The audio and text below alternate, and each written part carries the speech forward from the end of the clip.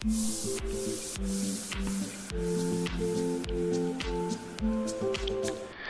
மக்களே, welcome to இருதயாஸ் kitchen.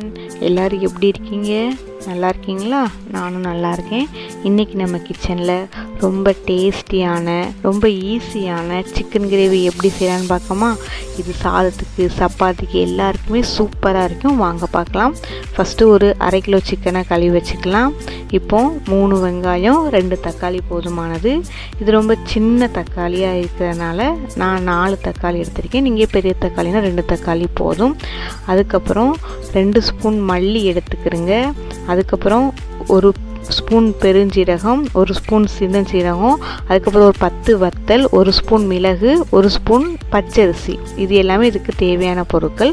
First இப்போ அடுப்பில் சட்டி வச்சு கொஞ்சம் எண்ணெயை ஊற்றிக்கலாம். இப்போ நம்ம பார்த்த எல்லா பொருட்களையும் ஃபஸ்ட்டு கொஞ்சம் நம்ம வதக்கிக்கலாம். மல்லி, மிளகு, பச்சரிசி, சின்ன சீரகம், பெருஞ்சீரகம், வத்தல் இது எல்லாத்தையும் சேர்த்து அந்த நிறம் மாற வரைக்கும் கொஞ்சம் வதக்கிக்கிறோங்க. இந்த வதக்கி அரைக்கிற தான் இதில் இந்த கிரேவியில் ரொம்ப இம்பார்ட்டன்ட். அதனால் கிரேவிக்கு டேஸ்ட்டு இன்னும் கூடும்.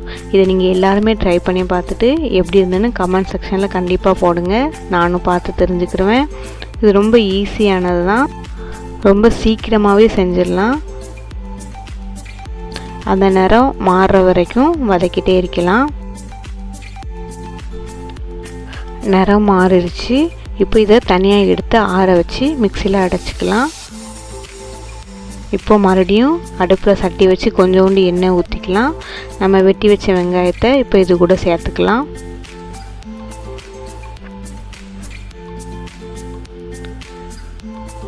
வெங்காயத்தோட கலர் மாறுற வரைக்கும் நம்ம இதை வதக்கி விட்டுக்கலாம்.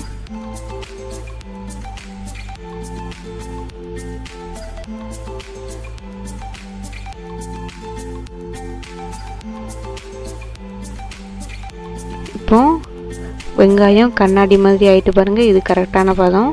இப்போ லைட்டாக மஞ்சத்தூள் ஆட் பண்ணிக்கலாம். அதையும் நம்ம வதக்கி விட்டுக்கலாம்.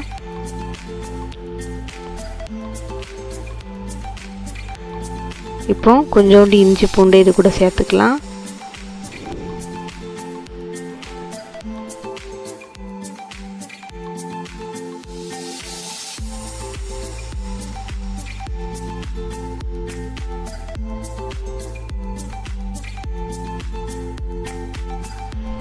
இஞ்சி பூண்டோட பச்சை வாசனை போக வரைக்கும் நம்ம வதக்கி விட்டுக்கலாம்.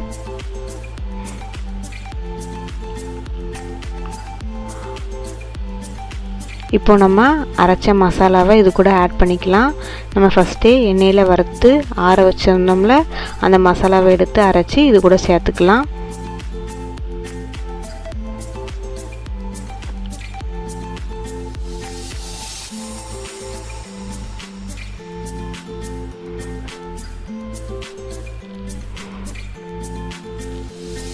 அதையும் நல்லா மிக்ஸ் பண்ணி விட்டுக்கலாம்.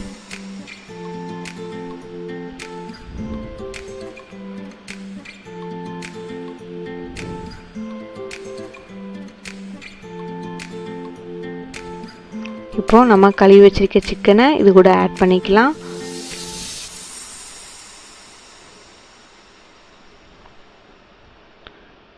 சிக்கனும் மசாலாவும் நல்லா மிக்ஸ் ஆகிற அளவுக்கு நம்ம நல்லா கிண்டி விட்டுக்கலாம்.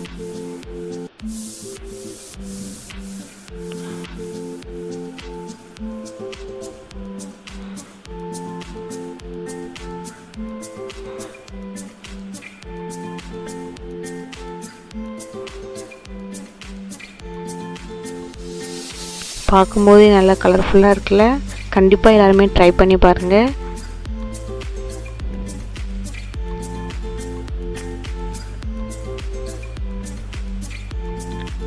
இப்போ லைட்டாக தண்ணி ஊற்றி அதை அப்படியே மூடி வச்சிடலாம். இப்போ கிரேவிலேருந்து எண்ணெய் தனியாக பிரிஞ்சு வரும்போது தேவையான உப்பை கிரேவி கூட ஆட் பண்ணிக்கலாம். இப்போ லாஸ்ட்டாக தக்காளி சேர்க்கணும்.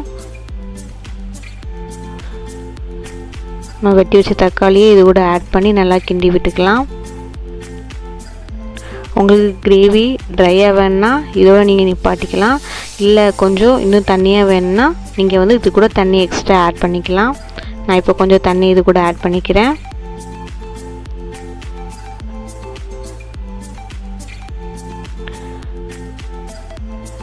இப்போ நல்லா கிரேவியை மிக்ஸ் பண்ணி விட்டுடலாம். வேறு எந்த மசாலாமே இது கூட சேர்க்கல, நம்ம அரைச்சி வச்ச மசாலா மட்டும்தான் சேர்த்துருக்கோம்.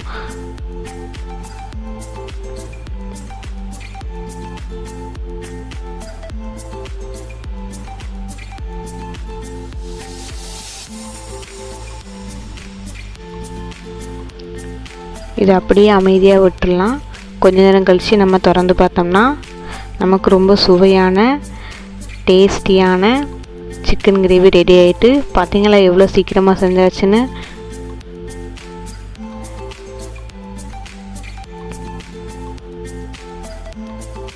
அப்படி பார்க்க எப்படி நல்லா ஷைனிங்காக இருக்குது பார்த்தீங்களா. வேறு எந்த மசாலாவும் சேர்க்க வேண்டாம். ரொம்ப ஈஸியான முறையிலே நம்ம இந்த சிக்கன் கிரேவியை செஞ்சிடலாம். நம்ம சாதத்துக்கு சப்பாத்திக்கு எதுக்கு வச்சு சாப்பிட்டாலுமே இந்த கிரேவி ரொம்ப சூப்பராக இருக்கும். நீங்களும் கண்டிப்பாக ட்ரை பண்ணி பாருங்கள். லாஸ்ட்டாக கொத்தமல்லி தூவி இதை அப்படியே வச்சிடலாம்.